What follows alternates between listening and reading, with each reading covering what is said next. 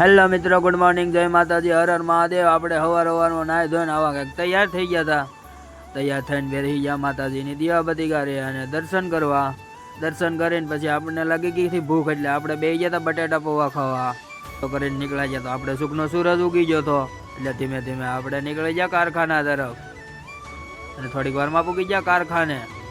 ત્યાં તો ઘડિયાળમાં જોઈ ગયા તો 8 વાગી ગયા હતા, એટલે આપણે ગાયે ગામમાં લઈ આવ્યા લોટ લઈ આવીને માતાજીનું નામ લઈને કરી દીધો આપણે હીરા ગહવાનું ચાલુ। ચાલો મિત્રો, હીરા ગહવા। અરે મારું ગાડું ક્યાં લઈ જાય કોઈ ન જાણે। થોડી વારમાં થઈ ગયો બપોર, એટલે આપણે ઉતરવા મળ્યા દાદરા અને નીકળી ગયા ગાડીમાં બેહીને ઘર તરફ। ત્યાં તો ભાઈએ ભગાડી ગાડી રમરમાટી, કેમ કે લાગી ગઈ હતી ભૂખ।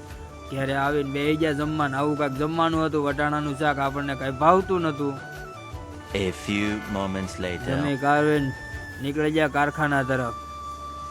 બે ભાઈઓ નીકળી ગયા ગાડી લઈને, અને આપણે પહેરી દે ટોપી, કેમ કે આપણને લાગતો હતો તડકો।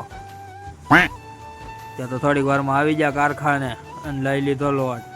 અને ત્યાં તો ભારતની મેચ જીતી હતી, એટલે શેઠે પાયો બધાને રસ। ત્યાં તો બાલાભાઈ કે નહીં મને દેતો હતા, 3 ગ્લાસ હાલવી લીધા રસના।